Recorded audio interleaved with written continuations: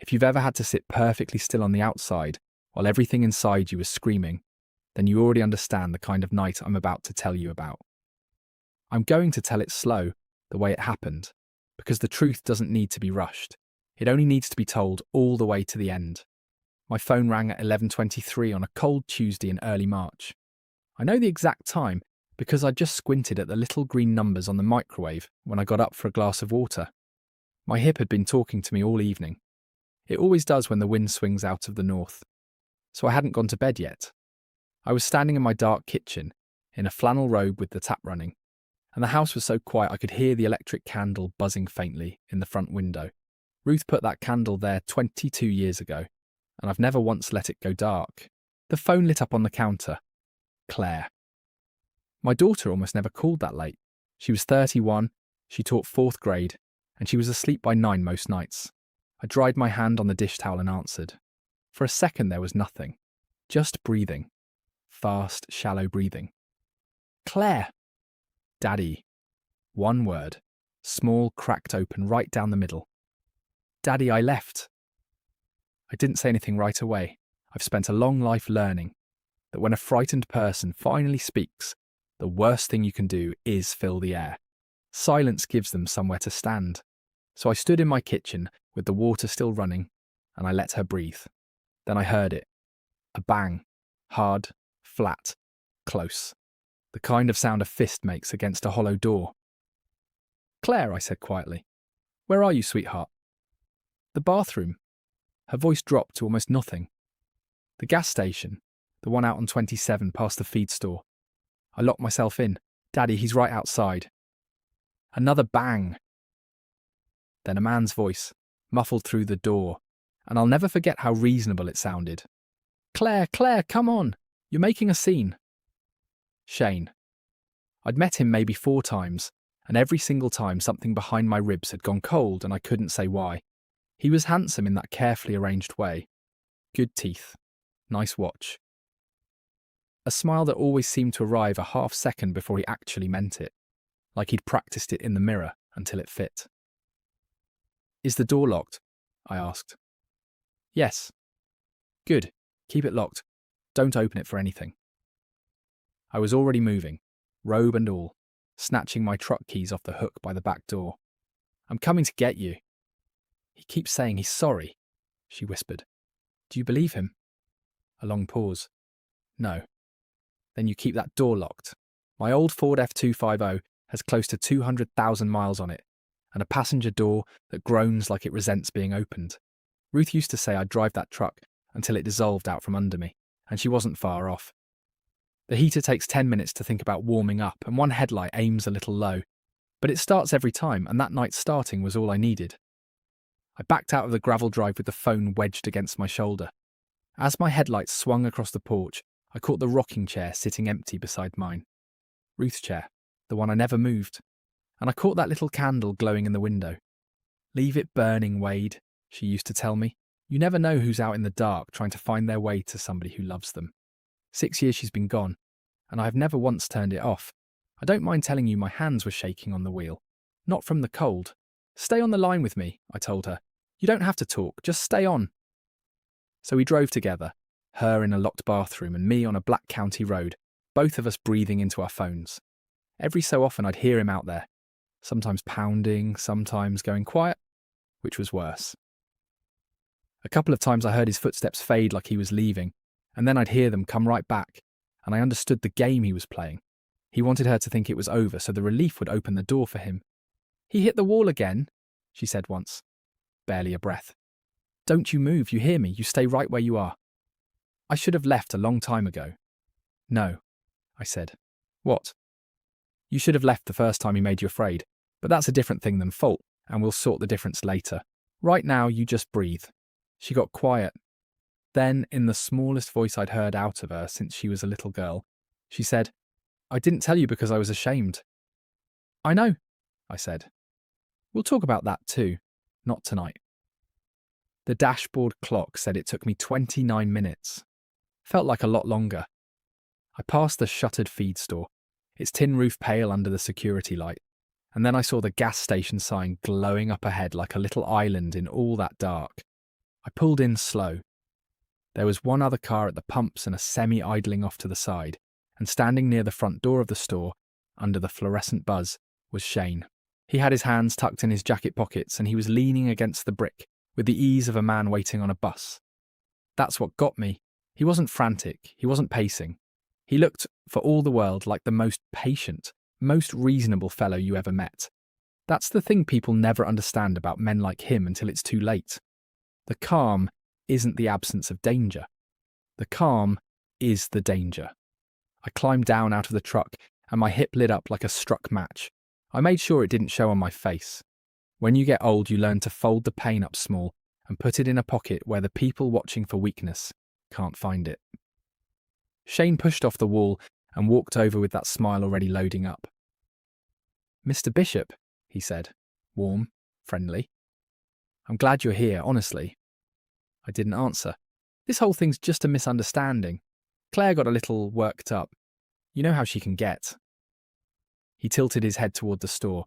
"I'd really appreciate it if you'd talk to her. She listens to you." I looked past him, down the little hallway where the restroom doors were.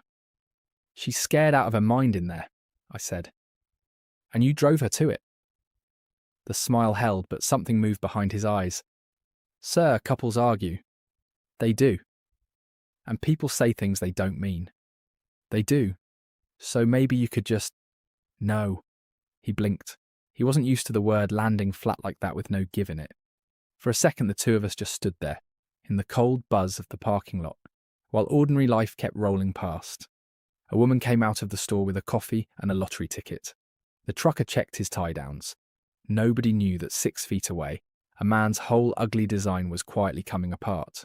Shane stepped in closer and lowered his voice, and now the warmth was gone and something colder had slid in underneath it. "You don't want to make an enemy out of me," he said. "I've stood in front of a lot of men in my life who wanted me to be afraid." I looked him square in the eye, and I let him see that I wasn't. Behind me, a hinge creaked. I turned, and there was Claire. She came out of that bathroom slow, holding onto the doorframe like the floor might not be solid. Mascara had run in long streaks down her face. She had her purse clutched against her chest and nothing else. No coat, no keys, nothing. And for one terrible second, she looked exactly like the 6-year-old who used to pad barefoot into our bedroom in the middle of the night after a bad dream, needing to be told the dark was just the dark. She saw me. And whatever she'd been holding together in that little room finally let go. She crossed the floor and put both arms around me and held on. "I'm sorry, Cupnty," she whispered into my shoulder. "I'm so sorry." "You've got nothing to be sorry for." Shane took a step toward us. "Claire!" She flinched, just a small flinch, her whole body going tight against mine. And that tiny movement told me more than an hour of talking ever could. I turned and put myself between them. Not fast, not dramatic. I just moved so that he'd have to come through me. He noticed. His face stayed pleasant. His eyes did not. "You're going to regret this," he said low, meant just for me. "I opened the truck door," I said, ignoring him. "Get in, honey." Claire climbed up into the cab without looking back. I shut the door. Shane didn't yell. He didn't chase us. He didn't do a single one of the things you'd expect an angry man to do, and I want you to hold on to that, because it's important. He just stood under that flickering light and watched us pull away, calm as a Sunday. And somehow that was the thing that put the hair up on my arms the whole drive home. We rolled up my gravel drive a little after midnight. The candle was still glowing in the window, warm and gold through the glass. And Claire looked at it, and something in her face eased just a little. "Mom's candle," she said. "Always on." We were barely up the porch steps when her phone buzzed in her hand. She looked down before I could tell her not to. One new message. Unknown number. You just lit the fuse on your whole family. She went white. I reached over and gently took the phone out of her hand. I stood there on my own porch, reading those 7 words over and over. And then I looked up at that little candle Ruth had asked me never to put out. Out there, somewhere in the dark, Shane already believed that fear belonged to him, that it was his to hand out and take back whenever he pleased. He had no idea that patience had belonged to me for a very, very long time. I didn't sleep. Claire took the guest room and finally went under around 2, and I sat at the kitchen table with the lamp on, and a yellow legal pad in front of me, and a mug of coffee, going cold at my elbow. Old habits don't retire just because a man hands in his badge. I wrote down the time she'd called, the name of the gas station, and the mile marker. The exact wording of the text, letter for letter. The unknown number. Everything I could pin down before memory started sanding off the corners the way it does. When you've spent a lifetime watching cases fall apart over one fuzzy detail, you learn to catch the details while they're still sharp. At 6:15, Claire came in, wearing one of Ruth's old sweatshirts she'd found in the hall closet, faded and soft and 3 sizes too big on her. "You kept this," she said. "I kept all of it." She pulled the sleeves down over her hands and sat across from me. For a while neither of us said much. The refrigerator hummed. Somewhere outside a mockingbird started running through its whole catalogue, like it had a show to put on. Then she looked at the legal pad, and at my handwriting all over it, and her mouth went tight. "You're writing it down?" "Yes. Dad, I don't want this to turn into some big thing." I set my glasses on the table. "Sweetheart, a man sent you a message last night telling you your family was as good as dead. It's already a big thing. It became a big thing the second he hit send." She looked away, and I watched something settle over her that wasn't quite fear. It was shame.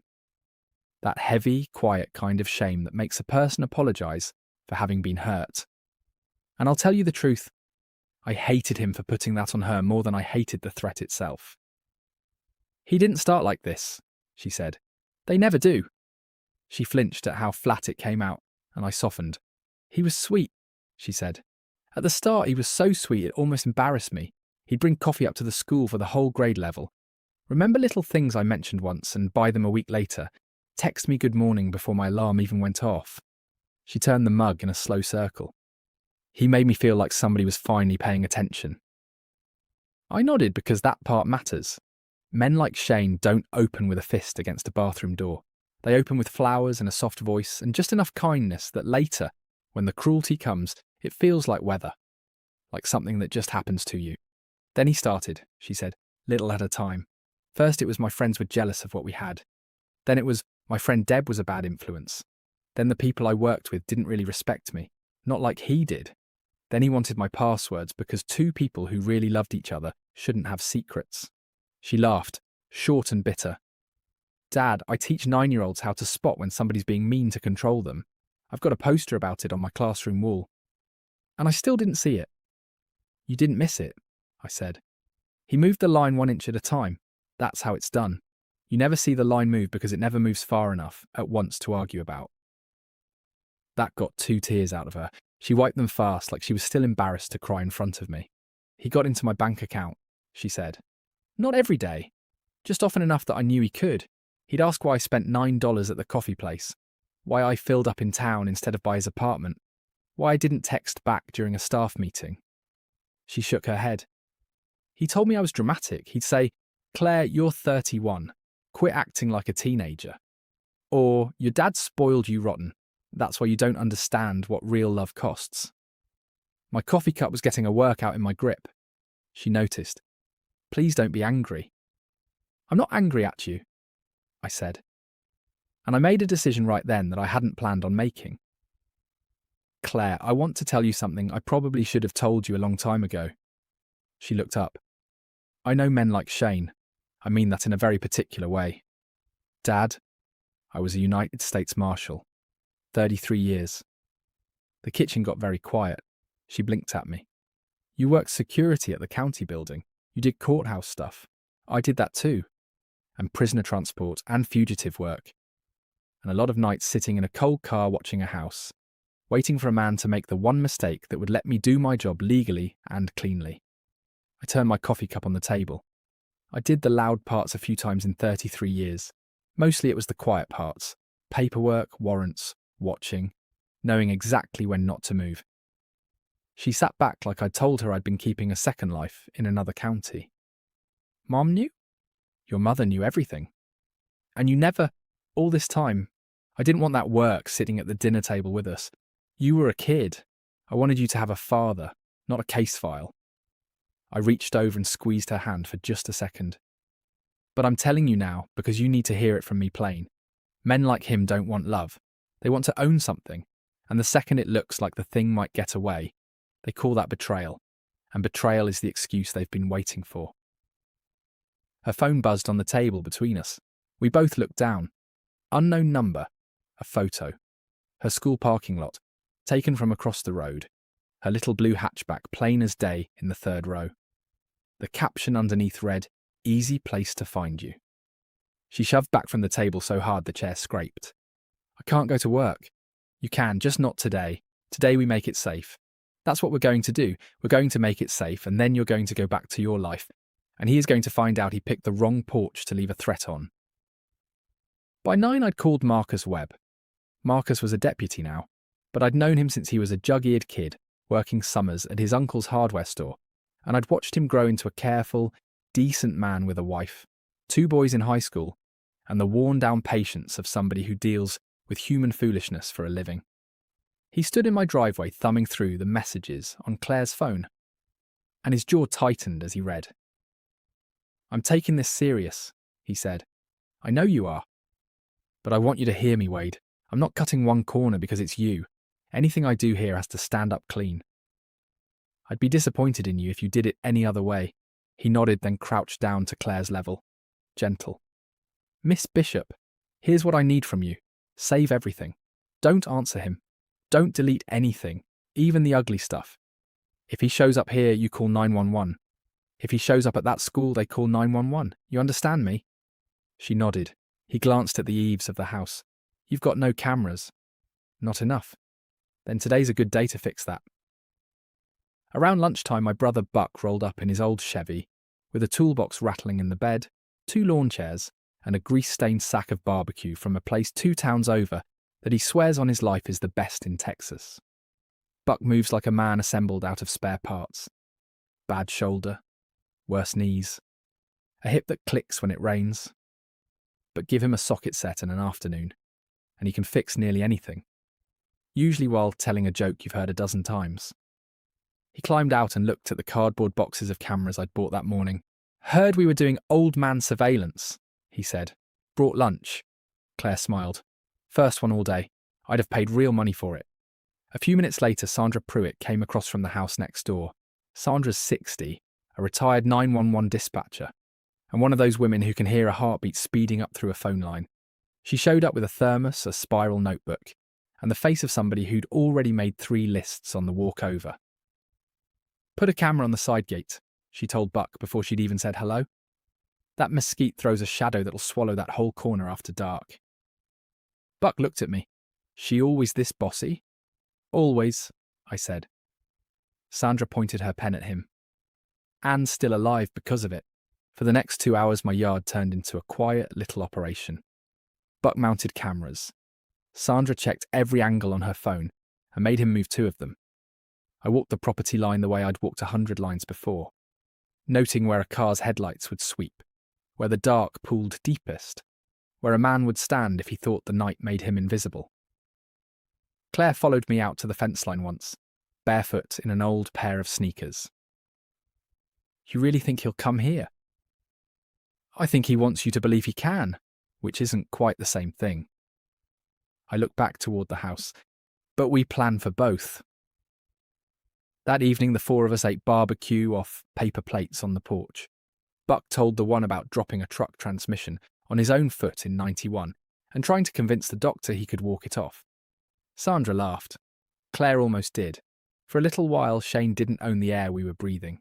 Then night came, and the candle glowed in the window, and everybody got quiet. The thing on the porch. The next morning, I opened my front door just after sunrise into a low grey mist sitting over the yard. At first, I didn't see anything. Then something on the top step caught the light. Small. It winked. My stomach knew before my head did. I lowered myself down, slow, my hip complaining the whole way, and picked it up between 2 fingers. It was a bracelet. A thin silver chain with a little turquoise stone. Ruth's bracelet. She'd given it to Claire on her 16th birthday, and Claire had worn it near about every day since. The clasp was snapped clean through. Behind me, I heard the screen door. "Dad!" I turned. She saw what was in my hand, and every bit of colour drained out of her. He'd been here in the night. Not banging on the door, not making a scene, not doing one single thing I could hand to Marcus and say arrest him for that.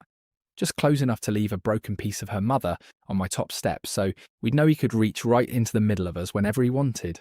I looked out past the wet grass toward the empty road, and then I closed my hand around that broken chain. Here's a thing I learned a long time ago about men who bully. The pattern is simple. He tests a boundary. Then he steps back and watches to see who's too afraid to enforce it. That's the whole trick. The threat is never really the point. The point is the flinch. I was done flinching. By 8, Sandra had the porch footage up on her laptop at my kitchen table. She sat there with one hand on the mouse like she was back at her old dispatch console. A mug of coffee she'd reheated twice and never touched going cold beside her. Claire stood behind her, hugging herself. Buck leaned in the doorway with a biscuit. "There," Sandra said and clicked pause. The picture was grainy and grey but plenty clear. At 3:41 in the morning, a dark sedan rolled slow past my mailbox. It disappeared for a minute, then came back with its headlights off. A figure got out near the ditch, hood up, chin down, and moved across my yard like he'd already studied the layout. He came up the steps, set something down, and then, this was the part that turned my stomach, he stood there. 10 full seconds in the glow of Ruth's candle through the window, looking at my front door. Not rushing, not scared, making sure that if we ever watched this, we'd know he'd stood right there and taken his time. Then he left. Buck stopped chewing. "That right there," he said quietly, "is not a man trying to win his girlfriend back." "No," I said. "That's a man building pressure.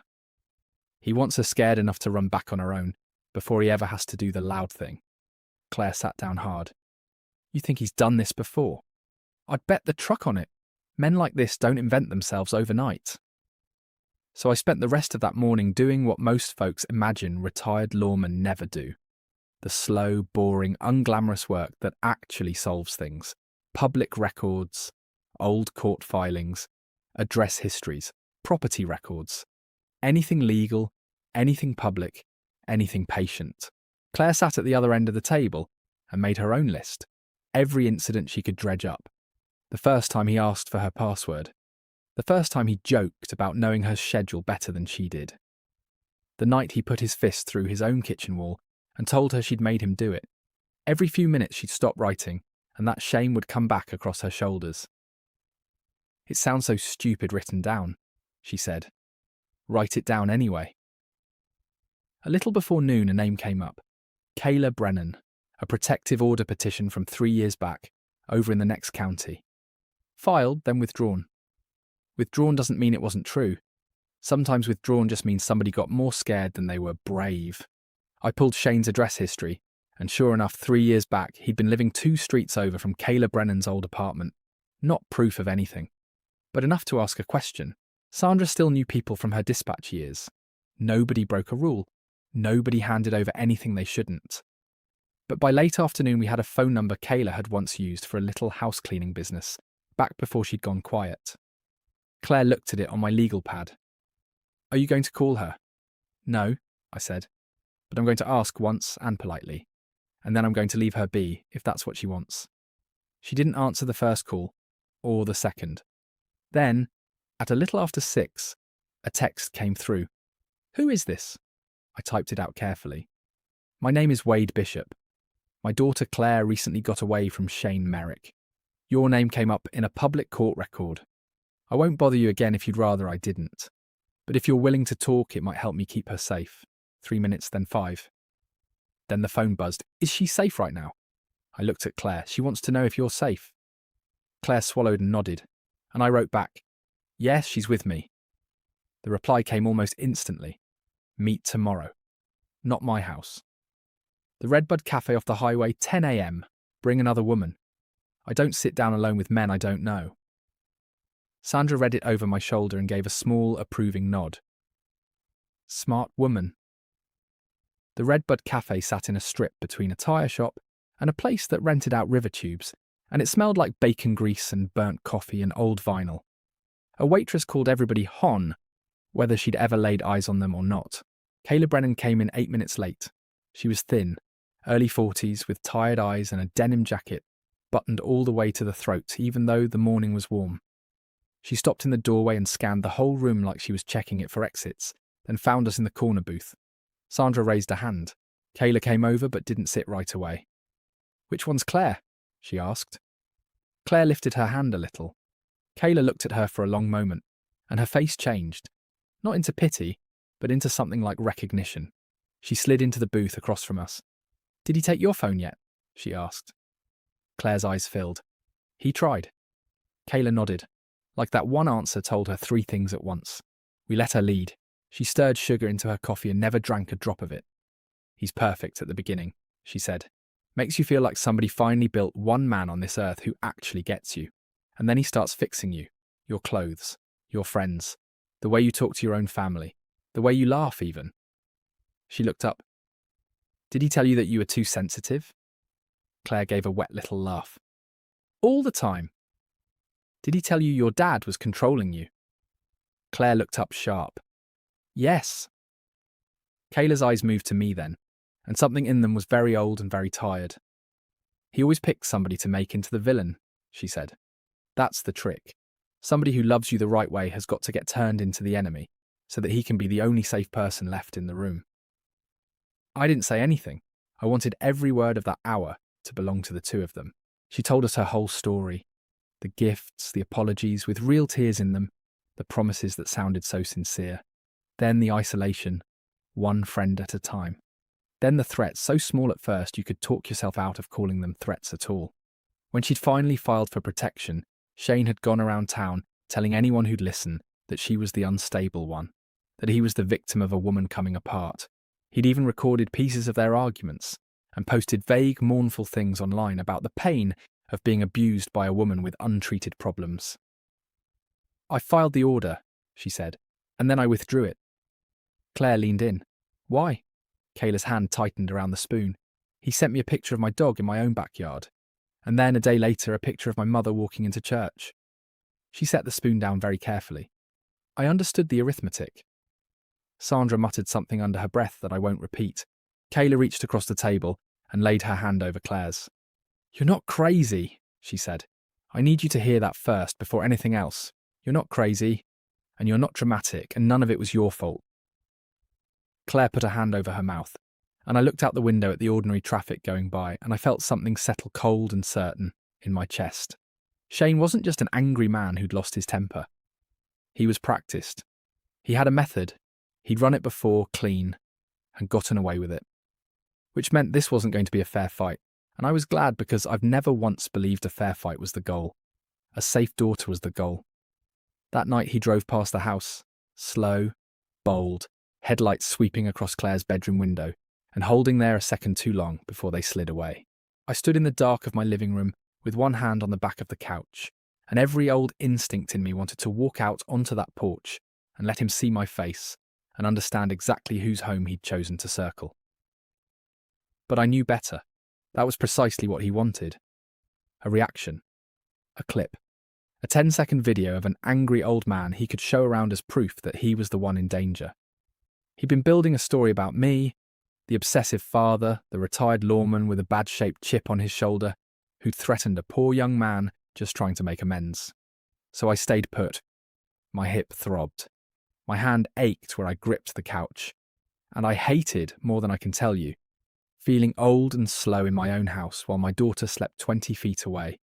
But I've learned the hardest thing a strong man ever learns, which is that restraint is a kind of strength that doesn't show up in a photograph. I sat down. I swallowed 2 of my pills with cold coffee, and I saved one more video file to the folder that was getting bigger every single day. At 11:40, Claire's phone lit up. A video. It was her, earlier that afternoon, crying beside her car in the school lot, filmed from across the street. Underneath it, he'd typed, "She still needs me. Tomorrow I'm bringing her home." Claire looked at me, worn out and terrified all at once. I looked at the candle glowing in the window. "Then tomorrow," I said, "he can meet everybody at once." The next evening I turned on every light I owned before the sun was even down, not to make a show of it, to make sure every camera on the property had a clean, bright picture. Buck hauled 2 folding chairs out of the garage and set one beside mine on the porch. "You know," he said, dropping into it with a grunt, When I retired, I figured excitement was going to mean finding a good sale on motor oil. Life had other plans. Life always does. Across the street, Sandra stood on her own porch, openly adjusting one of her cameras. She wasn't hiding a thing, and neither was I. If Shane wanted witnesses, we were going to give him more than he'd ever bargained for. Claire came out with a tray of iced tea. She looked steadier than the day before, though there was still a hitch in her. A way of bracing every time she opened a door, like something might be waiting behind it. You don't have to be out here, I told her. I know. She set the tray down. I've spent 2 years hiding inside. I'm done hiding inside. That sentence lodged itself somewhere in me and stayed. At 7:50, Deputy Marcus Webb rolled quiet into the neighbourhood and parked half a block down, close enough to move fast, far enough that nobody could ever claim he'd shown up to lean on a man. He walked over. Expecting company? I think so. You armed? I lifted my glass. My tea's still cold. He almost smiled. I'll take that as a no. It is. He looked around the yard. Buck, Sandra, Claire, 4 cameras. Everything lit, everything legal. Good setup, he said. If he steps onto your property after being told to leave, you say it out loud and clear. And Wade, you do not touch him. Not one finger. I won't. He gave me a long look. I know you won't. And he walked back to his cruiser. The neighbourhood settled into an ordinary evening. Sprinklers ticked on. A dog barked 2 houses down. Somebody nearby fired up a grill, and the smell of it drifted over, and I thought, good, let it look exactly this ordinary. That's the setting where the truth shows best. At 8:22, a pair of headlights turned onto the street. Claire went rigid. That's his car. The dark sedan rolled up and stopped at the foot of my drive, engine idling. For almost 30 seconds, nobody got out.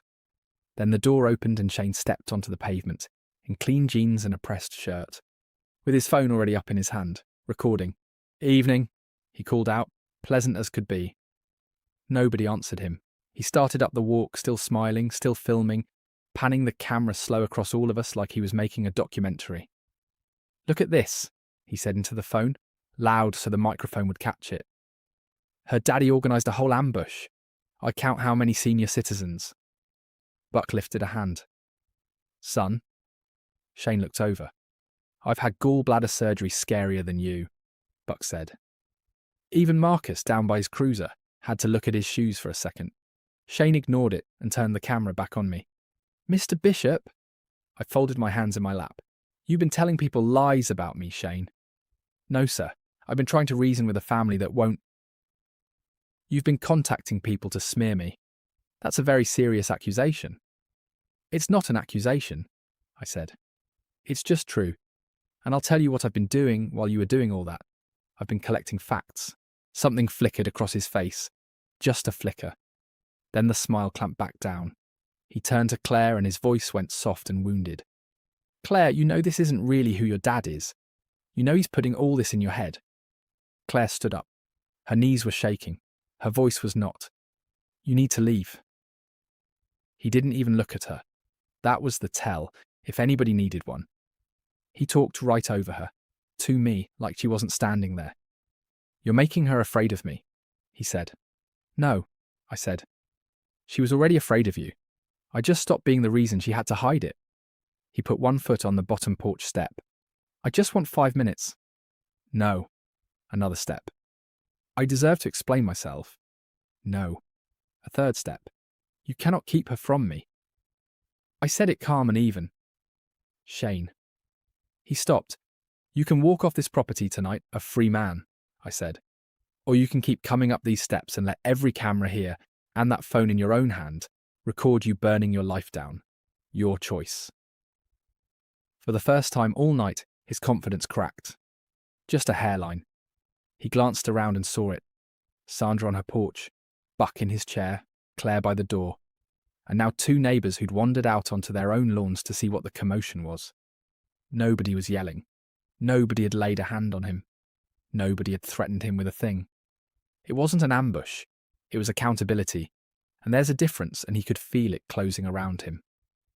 He laughed, but it came out thin. You people really planned this whole thing out. Buck shrugged. We're retired. We've got nothing but time.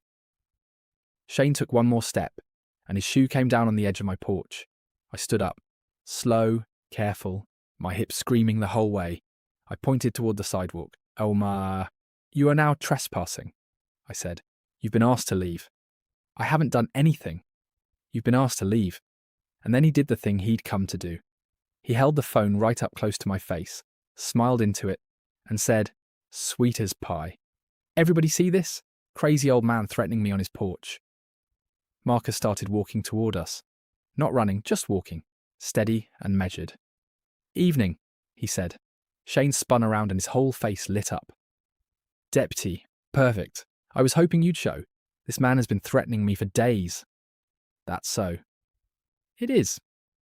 He reached into his jacket, slow and careful, so nobody would mistake it. Not for a weapon, for a second phone. He held it up between two fingers like a winning card. "You know what's funny? I recorded Mr. Bishop threatening me 2 nights ago. I figured I'd need it eventually." He tapped the screen. "I think you ought to hear it, Deputy." Marcus held out his hand. "I'll listen." Shane handed it over, absolutely radiant with confidence. I didn't move. I didn't protest. I didn't say one word. Buck leaned over. "You all right?" "Fine." "You don't look worried." "I learned something a long time ago," I said, my eyes on Shane. When a man's certain he's already won, he stops checking his own work. Marcus pressed play. The porch went dead silent. Static, then a car door, then my voice. "I'll deal with you my own way." Shane's smile spread wide. "You've pushed this about as far as it's going to go," my voice went on. A pause. "You are not going to like what comes next." Claire looked at me, stunned. "Dad!" Marcus raised one hand without taking his eyes off the phone. "Let it run." Shane crossed his arms, pleased as a cat. "There's not much more." The recording clicked off. Marcus looked up at me. "Wade, that's your voice." "It is." Claire's face fell. Shane spread his hands wide for the neighbours, for the cameras, for all of it. "I told you, I've been trying to stay away from this man, and he's the one making threats. You all heard it." Marcus looked back at me, even and unhurried. "You want to respond to that?" "I do." I reached into my shirt pocket and took out a small flash drive. Shane frowned. "What's that supposed to be?" "My copy." The colour of his confidence shifted just slightly. "See, I don't record my phone calls," I said.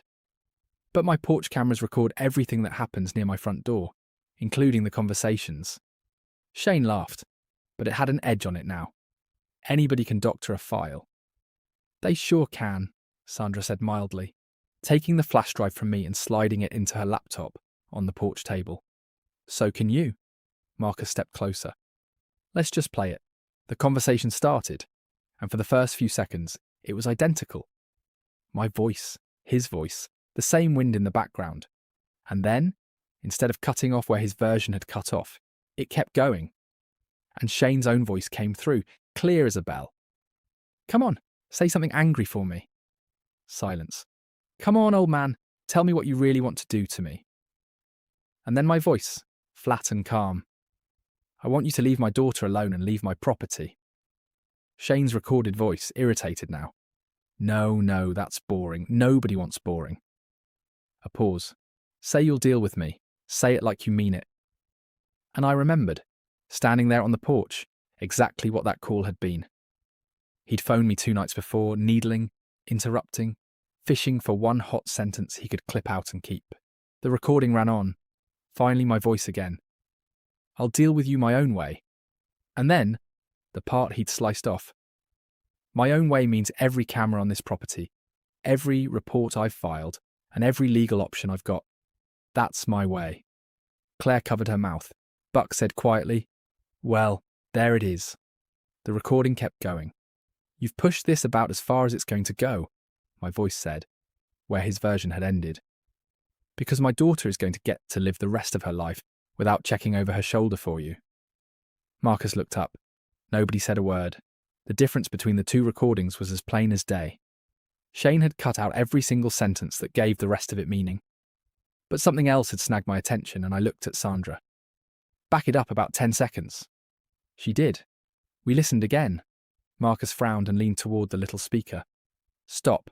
Play that part once more." She played it. Right before the point where Shane's version had jumped, you could hear, faint under the voices, the weather playing on my kitchen radio through the window screen. Showers clearing out overnight. And then, in Shane's version, it lurched. Suddenly it was clear skies looking good for the weekend. Marcus turned to Shane. Now that's interesting. Shane shrugged, but the shrug was stiff. Could be a different station. My radio is running live, I said. One station, all night. Marcus nodded slowly. A live forecast doesn't skip 12 hours in the middle of half a second. But couldn't help himself. Weather ain't that fast. Nobody laughed. Least of all Shane. Sandra let the file run to the end, and near the very finish, after the call seemed done, footsteps, a car door. Shane's recorded voice came through one more time. Far off and low. So quiet you had to lean in. That ought to be enough to work with. The porch went perfectly still. Shane stared at the laptop. I don't... He stopped. There wasn't anywhere left for the sentence to go. Marcus handed him back his own phone. You forgot to trim that last bit. I don't know what any of that means. You want to stand on that? Presenting me an edited recording. Shane opened his mouth, closed it. And that's when a second set of headlights swung into the drive. A silver SUV. Claire squinted. I know that car. A woman got out with a folder under her arm. Linda Fowler, the principal at Claire's school. She came up the walk, all business. Sorry I'm late, she said. Marcus nodded at her. You've got something. She glanced at Shane before she answered, then didn't spare him another look. Mr. Merrick came to our campus 3 separate times after Claire asked him in, writing not to. I was dropping off flowers, Shane cut in. Linda ignored him and handed Marcus a stack of printouts. Our parking lot cameras have him sitting across the street for over an hour, last Thursday. One of our aides flagged the same vehicle showing up over and over. We keep a log. Claire stared at the pages. I never even knew. You weren't supposed to, Linda said gently. That's rather the point of watching for it. Shane looked around the yard now, and for the first time there was something close to panic in it. This is ridiculous. This is a setup. And then a third car pulled to the curb, and Kayla Brennan got out. She hadn't planned to come. I could tell by the careful way she hesitated at the end of the drive before she made herself walk up it. Even Marcus looked surprised. Miss Brennan, she nodded. I'd like to make a statement, if that's all right. Shane actually took a step backward. Kayla watched him do it. You remember me, she said. Not a question. He forced the smile back on. I think you've got me confused with... No. Her voice didn't shake at all. I made that mistake exactly once already. She came and stood beside Claire. Not in front of her. Beside her, shoulder to shoulder. He cut me off from everybody who loved me. He recorded our fights and chopped them up. And then he told the whole town I was the one losing my mind. Marcus was writing in his little notebook. Shane turned in a slow circle. And everywhere he looked, another piece of his story had arrived ahead of him. Then his own phone buzzed in his hand, and out of pure habit he glanced down at it. His live stream was still running, and scrolling up the side of the screen, faster than he could read, were hundreds and hundreds of comments. He'd been broadcasting the whole time, every bit of it. His grand plan to make me look like a dangerous old fool had turned into a live feed of his own lies collapsing in front of a crowd. He killed the stream, too late. Oh, Marcus stepped forward. Shane Merrick. Shane looked up. Based on what I've watched and heard here tonight, along with the reports already on file, I'm placing you under arrest. Criminal trespass, harassment, stalking, and tampering with evidence for a start. More may follow depending on what the investigation turns up. Shane went pale. You can't be serious. This old man set the whole thing up. Cameras don't set people up, Marcus said, and he turned him around and put the cuffs on. Claire started to cry, not because a man was being arrested in her father's front yard, because for the first time in longer than she could remember, she wasn't standing there wondering whether anybody would believe her. As Marcus walked him toward the cruiser, Shane looked back at me one last time. He tried to put the smile on. It came out small and desperate. This isn't over, he said. The cruiser door shut. The taillights slid off down the street and disappeared. 2 weeks later, I was sitting at that same kitchen table when the mail came. In between the electric bill and a fistful of grocery coupons was a thick envelope from a law office up in the city. Claire leaned over my shoulder. What is it? I slit it open. A civil demand letter. Shane intended to sue me. Harassment, emotional distress, defamation. The works. Claire's shoulders dropped. Oh, no. I read the last page, then folded the letter up neat along its creases. Buck was over-fixing my gutter, and he looked in through the window. You gonna worry now? I couldn't help smiling. No. Why not? I tapped the folded letter on the table. Because he finally went and put everything in writing. 3 weeks after that, I stood outside the county courthouse with a paper cup of coffee that had already gone stone cold in my hand. The morning air had that mix of dust and fresh-cut grass that the hill country does so well in late spring. Claire stood beside me in a navy blazer she usually saved for parent conferences. She was nervous, she was not afraid. There's a difference, and I could see it plain. Fear makes you want to run. Nerves mean you've already decided to stay. You okay? I asked. I think so. You don't have to be perfect in there, you just have to tell the truth. She took a slow breath. I can do that. And for the first time in months, I fully believed she could. Shane showed up 10 minutes later in a grey suit, fresh haircut, shoes shined to a gleam. If you passed him on the sidewalk with no idea of the story, you'd have seen a perfectly respectable, young professional on his way to some ordinary meeting. Appearances had always been his best weapon. He saw us. I braced for the smirk. Instead, he just adjusted his tie and walked on inside. Maybe his lawyer had finally gotten through to him. That charm isn't evidence. Inside, a courtroom is smaller and duller than television makes it look. No speeches, no gasping crowd, just wooden benches, quiet talk, stacks of paper, and people waiting for ordinary justice to do its ordinary patient work. The hearing ran close to 3 hours. Not because anybody shouted, but because the truth takes a while when you build it one page at a time. Shane's attorney argued that I'd run a campaign of harassment against his poor client, that I'd dug into his past, contacted people to ruin his reputation, and set out deliberately to frighten him. Then our attorney stood up. She didn't raise her voice one notch. She just opened 3 thick binders, one after another. The first was printed text messages.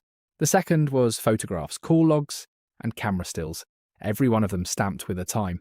The third was transcripts and witness statements and certified public records. Facts don't sound dramatic. But you stack enough of them up and they get awfully heavy. Sandra testified first. She explained how the cameras worked, how the files stored themselves automatically with timestamps nobody could touch. Shane's lawyer asked if she disliked his client. I never knew the man well enough to dislike him, she said. I only know what the cameras saw. Marcus testified next and explained why he'd treated Shane and me exactly the same during the investigation. No special favours for an old friend. You've known Mr. Bishop for years, the lawyer said. Didn't that colour your judgment? It did, Marcus said. It made me extra careful to do everything by the book, so nobody could say what you're saying right now. That one landed. I could see it land on the judge, and it surely landed on me. Then Kayla walked up to the stand. She looked steadier than the day I'd met her at the cafe. Still nervous, but not hiding anymore. She laid out the pattern, the gifts, the isolation, the chopped-up recordings, the smear campaign. Shane never once looked at her, and then they called Claire. She glanced at me. I gave her a small nod. Nothing more. She didn't need me to answer for her anymore, and we both knew it.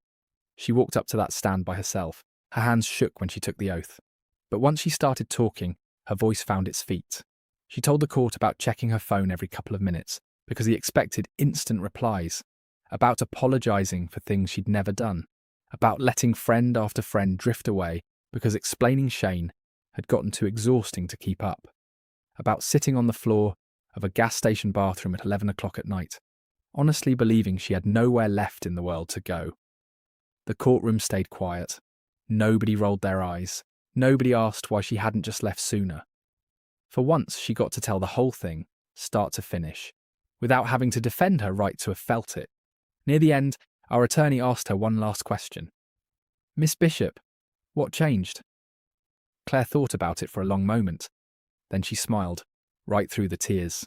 I finally figured out that leaving wasn't the hardest part, she said. A pause. The hardest part was believing that somebody would believe me. She looked over at me and then back at the judge. I'm not afraid to tell the truth anymore. And I felt something come loose in my chest that I'd been carrying since 11:23 on a cold Tuesday night. Not relief exactly. Something deeper down than that. Peace, maybe. The first I'd had in a long while. After a short recess, the judge came back and read his ruling. No anger in it. No sympathy either. Just the law. He found the evidence of repeated harassment, stalking, unwanted surveillance, and manipulated recordings to be credible and well supported. He noted that the doctored audio had done more damage to Shane's case than to mine, and that the independent witnesses had only made the pattern clearer. The protective measures were granted in full. Shane was ordered to have no contact with Claire, direct or indirect. The criminal matters would go forward on their own track. Shane lowered his head, and for the first time since I'd met him, he had the look of a man who had finally run clean out of stories. Outside the courthouse there were no reporters, no cameras, no applause. A delivery truck rumbled past. Somebody laughed across the parking lot about something that had nothing to do with any of us. Life just kept on going, the way it does. Justice hardly ever feels the way it does in the movies. Most of the time it just feels like paperwork finally catching up to the truth. Claire stood beside me on the courthouse steps. "It's over," she said. "The legal part's not quite done." She laughed. "I know." Then she put her arms around me. "Thank you." "You don't owe me any thanks." "I do, though." "No." I looked her in the eye. "You did the hard part yourself. All I did was stand where you could see me." The next Saturday, Buck and I replaced the loose railing on my front porch. Buck supervised from a lawn chair while doing almost none of the actual labour. "I've reached the age," he announced, "where handing out advice burns fewer calories than the work does." Sandra rolled her eyes from her yard next door. "That's convenient, seeing as you haven't handed out a good piece of advice since the Clinton administration." I distinctly recall one excellent piece in 2006. "And what was that?" "I told Wade not to buy that hideous recliner." Claire laughed. "He bought it anyway." "And it's still hideous," Sandra said. And for the first time in a long while, the laughter came easy. Nobody forced it. Nobody needed it to cover up being afraid. It just belonged there, the way it used to. As we tightened the last bolt, I leaned against the porch post to give my hip a rest, and Claire caught it. "You should let me finish that." "I've still got a few good years left in me." She smiled. "I know you do."